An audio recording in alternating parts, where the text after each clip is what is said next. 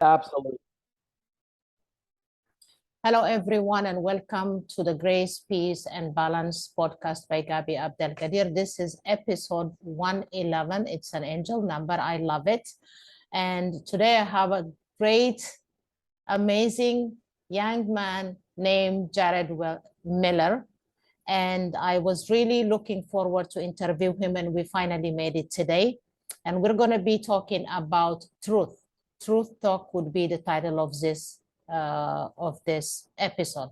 So I will read his bio for you here, but I will also be posting it on Podbean and on my YouTube channel. Do get in touch with him. He has a new book coming out. I really encourage you to grab a copy of his book. This guy is incredible. So Jared Miller is a singer, songwriter, and now best-selling author. He has been passionately leading for over 25 years. Born in Houston, Texas, Jared has been involved in music all of his life, singing at conferences since the age of 8 years old. Really? Yes. He has written and co-produced 9 albums, from rock bands to solo and church worship projects. Jared has played with the likes of Jars of Clay, DC Talk, Skillet, and Ricardo Sanchez. Truth is his newest song, inspired by his book, Truth, The Lies We've Been Told. He is proud of all his accomplishments, both in and out of the studio, but he will tell you this project is his most inspired yet. I will be posting all his social media links for you to get in touch with him. Jared, welcome to my podcast. Thank you, Gabby. I'm so honored to be here. I'm excited to talk to you and to add value to all of the listeners. Yes, thank you so much. So tell us, Jared, what was Jared like growing up? Great question. So I've been in Houston my whole life, the outskirts of Houston. And so as long as I can remember, I'm a person of faith. And so my family was very involved in our local church.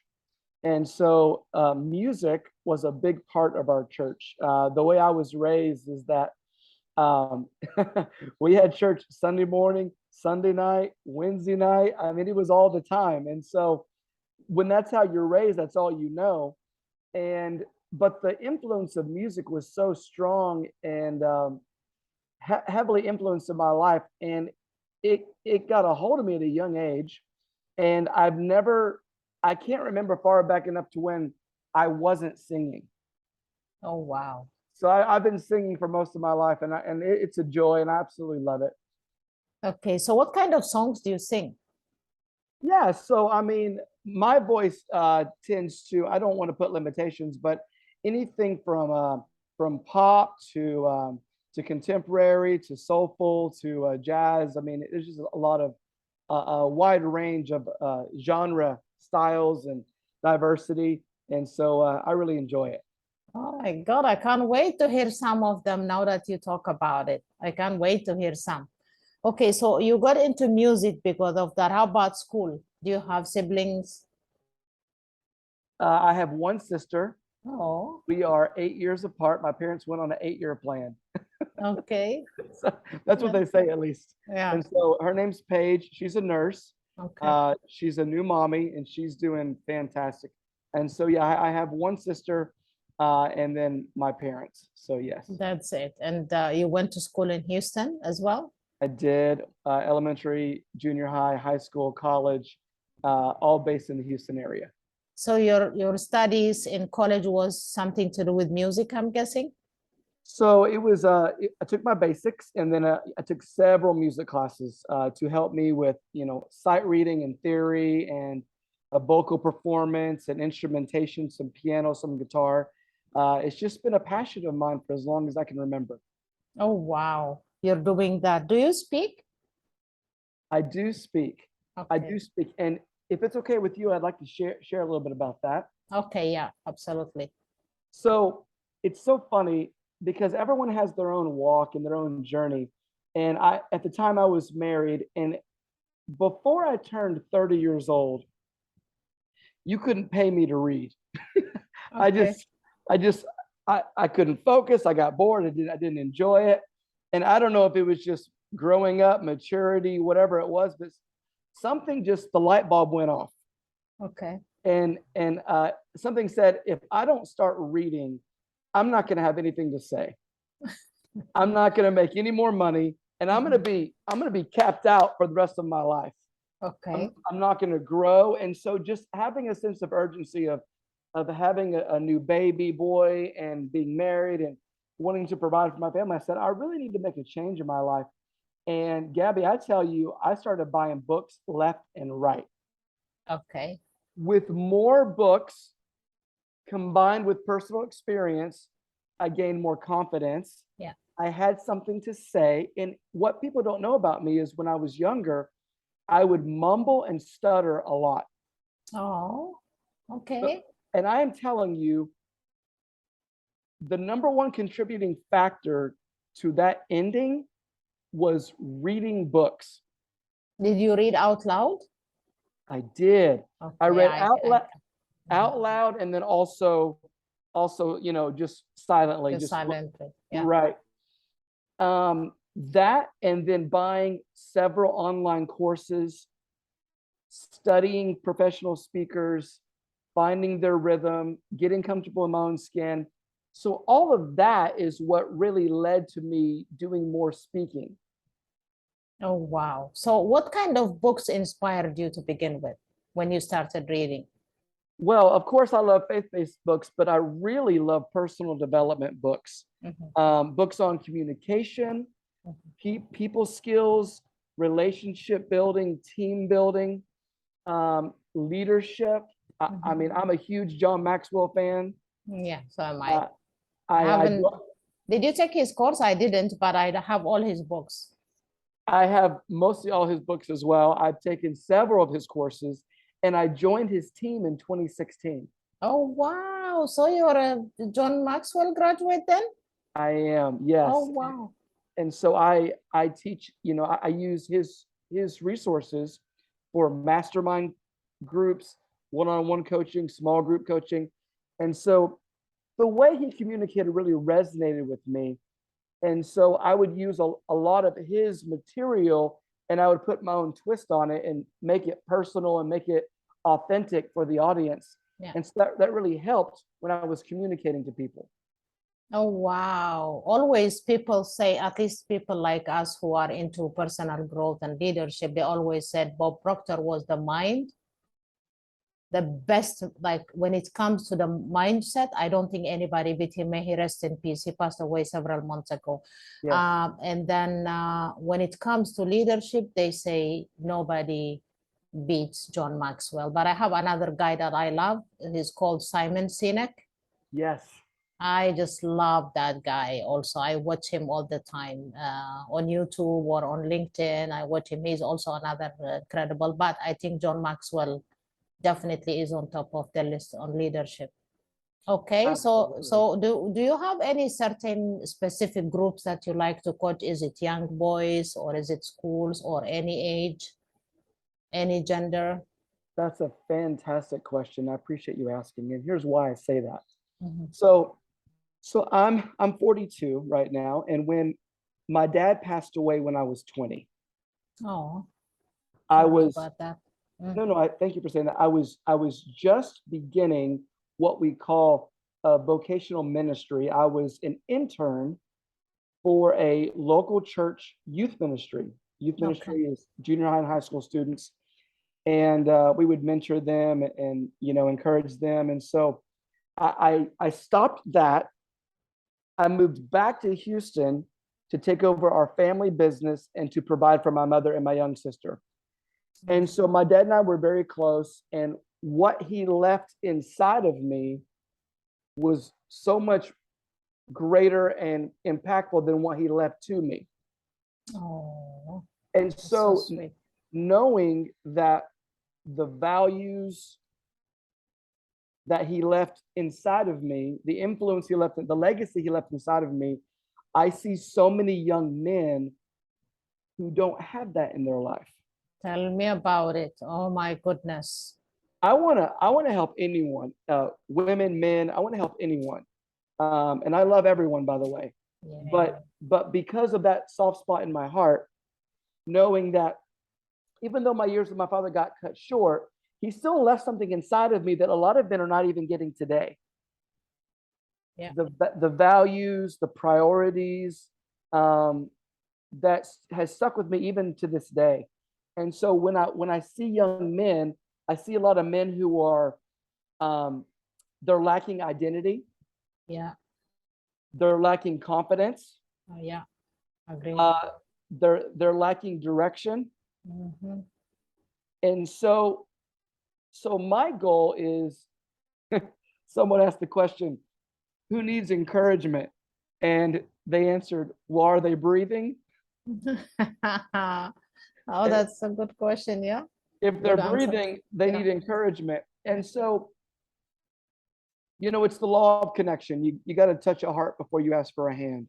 Yeah. And so when I'm approaching anybody, and Gabby, I'll tell you this, there was a gentleman who I went to high school with, and his son was suicidal. And he asked me if I would pray for his son, or maybe just talk to his son and maybe spend some time with him. So I had the chance to do that. And I said, his name was Mateo. I said, Mateo, look at me in the eyes. Look at me directly in the eyes. Gabby, we live in a society where people can talk 5 hours on Facebook and Instagram, but they can't look someone in the eyes for 5 minutes. I know, especially the younger generation. Yes. And so I said, look at me. And I said, say I am awesome. Say I am worthy. Say I matter. Say I am important. And I started asking him, I said, repeat these affirmations, but I want you to mean it. And Gabby, tears started filling his eyes. Aww. Because you could tell he was saying it at first, but he really didn't believe it at first. And so we were actually out in the field, and there was several people around, but not close enough to hear us. And it kind of got awkward. And I said, say it again, say it again, say it again, until you could see the invisible walls, if you would, fall down. And he starts crying, and he was having a spiritual breakthrough.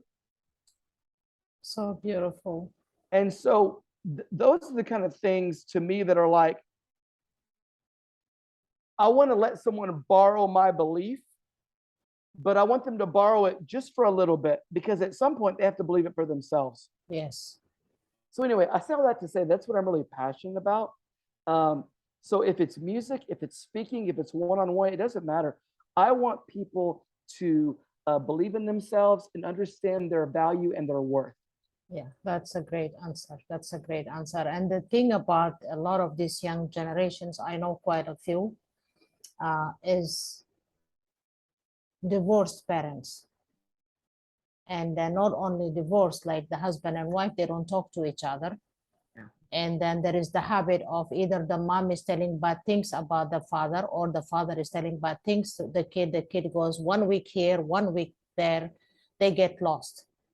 And then there is also your neighborhood also affects a lot. Like if you're living in a neighborhood where it's not a safe area, you either become very scared as a kid, as a teenager or something, or you're going to join the gang. That is that. And then there is a lot of mental illness going around. There is a lot of depression and anxiety and fear going around, especially since COVID. It multiplied, I'm telling you. Yeah. So this is where people like you would fit in to help this, to give them confidence and to, to protect them from suicide and things like that. So I really appreciate what you do. Thank you. Yeah, I really appreciate what you do. Oh my God, that's a subject close to my heart. And then there is bullying in school, and then there is, oh my goodness, don't even get me started. Anyway, so you have written a book before this new one. Let's talk about that. So my first book was called Chasing Me Down. As I mentioned before, I'm a singer-songwriter.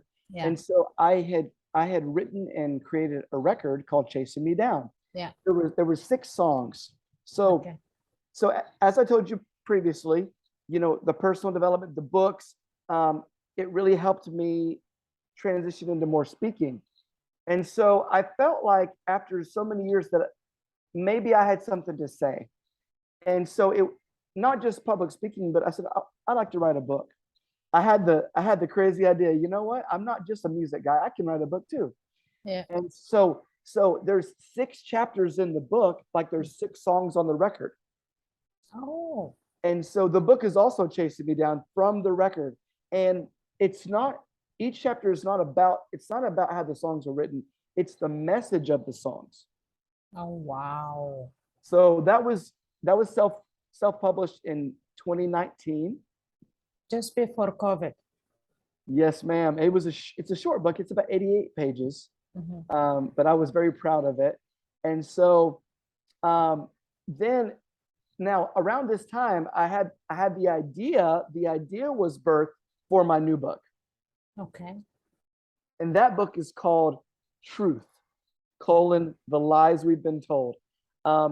This is the first time that I've had a formal training as an author. Okay. I've been working on this book for about 8-9 months, and I tell you, Gabby, it has stretched me like you wouldn't believe. Just the way that I think and how I approach a reader. And I know that you know this. Reading a book is different from public speaking. Oh, yeah. The way we go about it, and this was semi-new to me. So the formality of the book was new to me, but the message was not new. Mm-hmm. And so, just like I told you earlier, just a few minutes ago, that I have a heart for the next generation of men and the next generation of people. The initial concept of the book was we have influences all around us. Yes, we do. Relational influences. We have our past experiences influence us. The people around us influence us. How we feel about our future influences our decisions.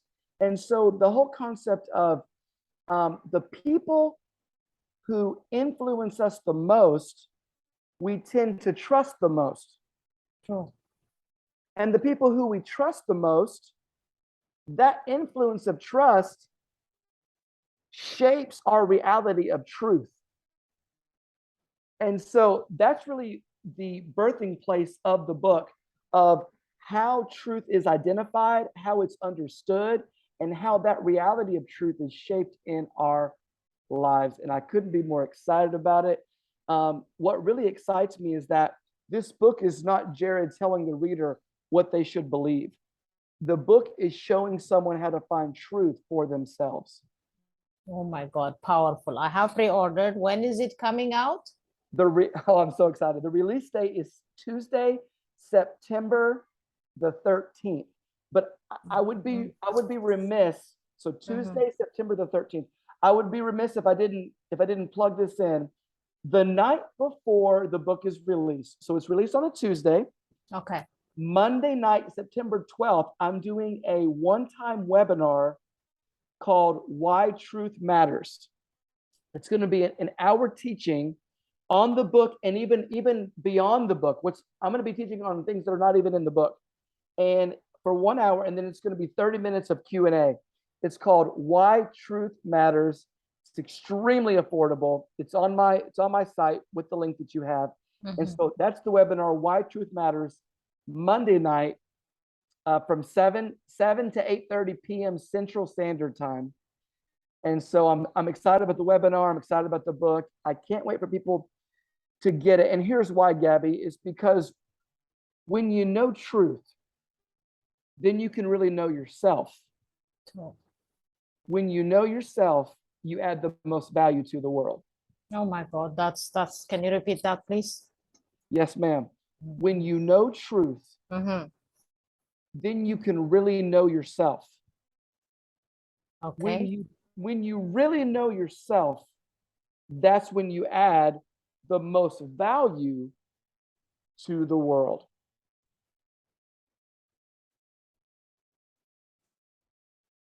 Yeah, this one is a quote by Jared Miller.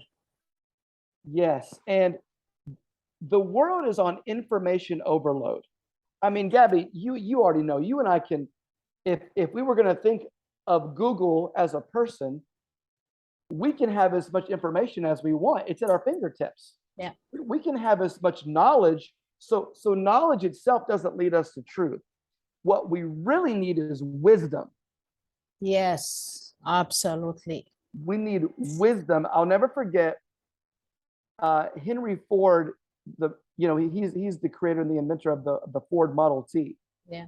And he said, if I would have given people what they wanted was faster horses. Is that what he said?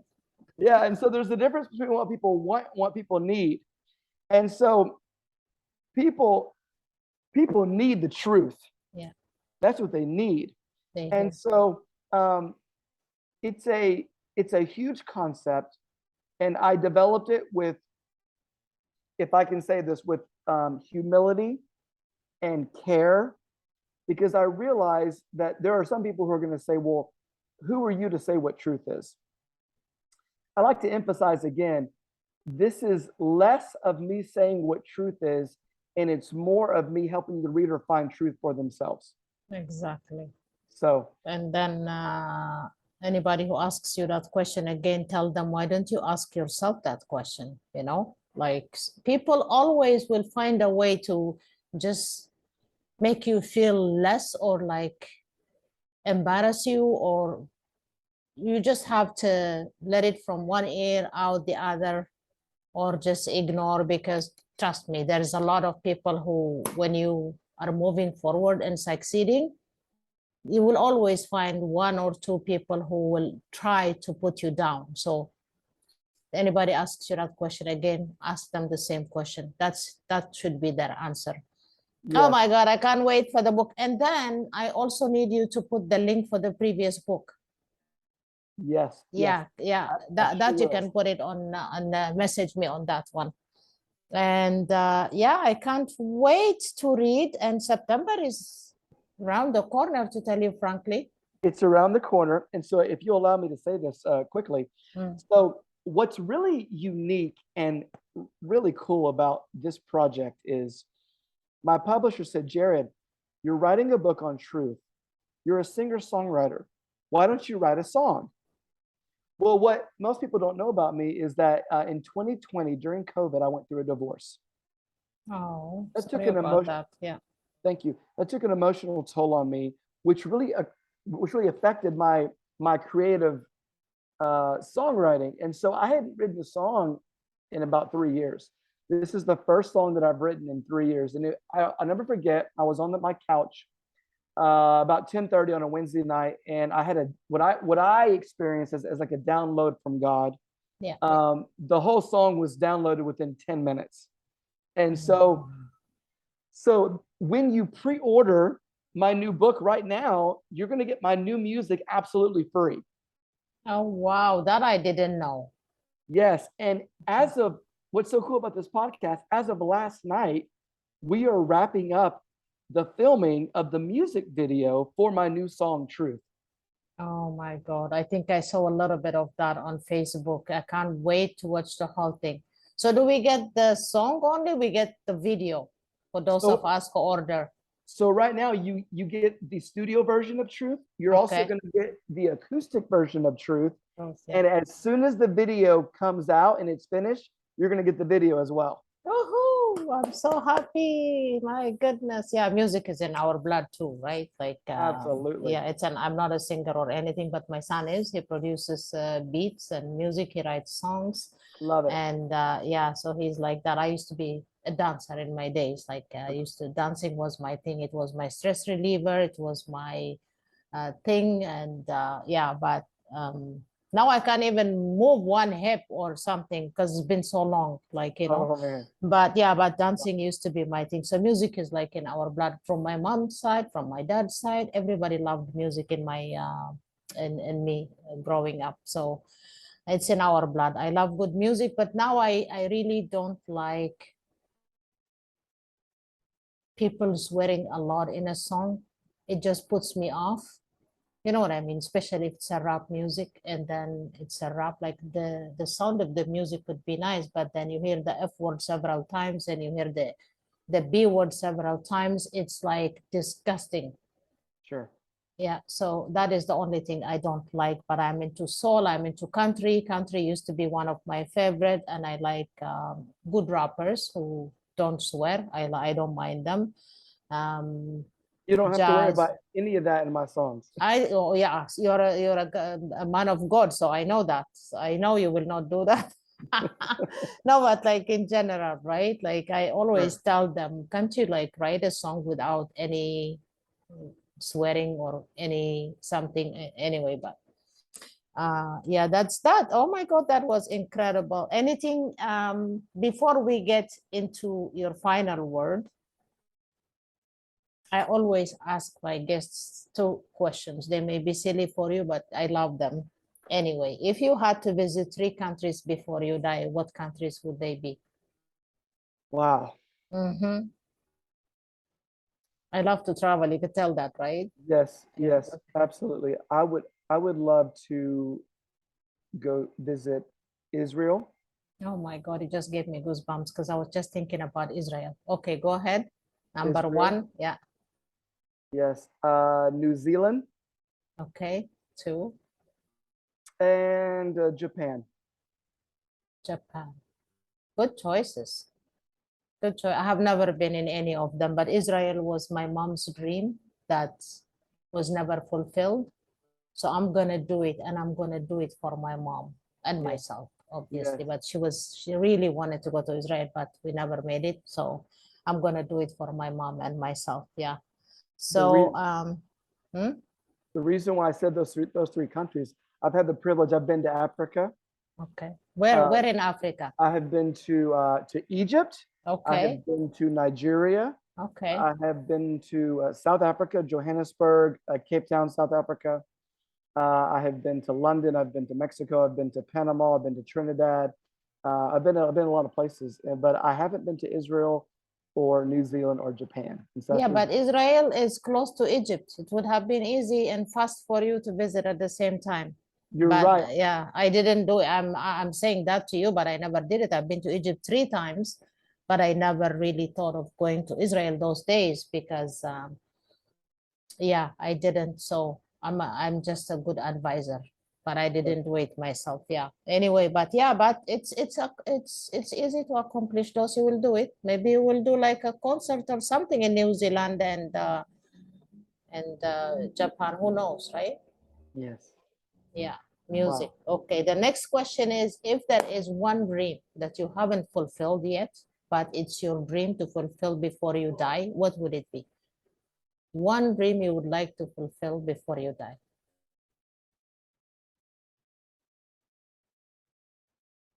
That's a phenomenal question, and now you have me stuck. I know. A lot of people like go, oh my God, that's a tough one. My ultimate dream is that my family would experience truth the way that I have been able to. Your family. Okay. Yes, that they would carry on that legacy. Oh, There's no success without a successor. yeah, that's true.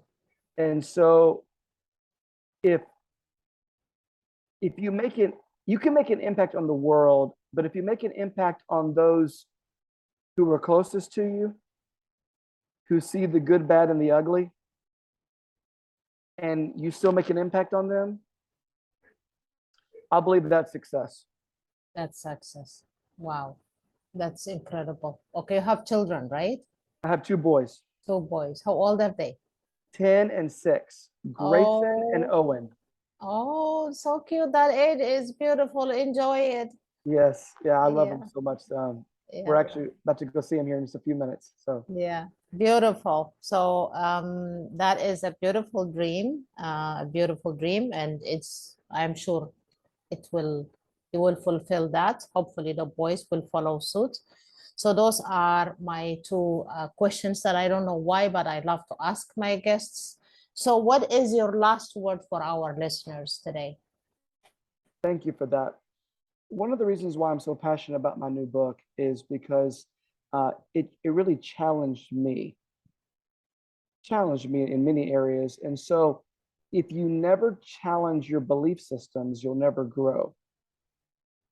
Sure.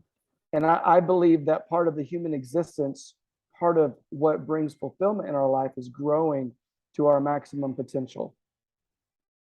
You know, I heard Jim Rohn. He said, you know, a tree never says, "I think I'm going to grow this high and no more." No, a tree grows as tall and as the branches extend as far as they can. Yeah. But there's many people who settle for less than who they could be. Yeah. And so this book helps challenge belief systems to ultimately lead you to truth. And when you know the truth will set you free.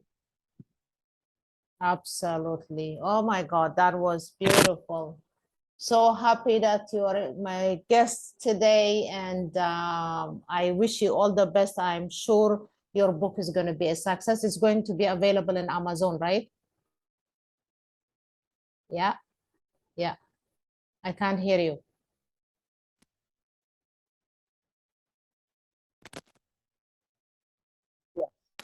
Okay, yeah, it's going to be available on Amazon. I think you're going to be promoting it that Monday when you do the webinar, right?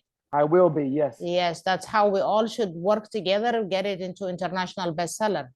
That would be amazing. Yeah, so that's, you got that. You are a CLA member and we're going to support you. Thank you so much. I really appreciate that.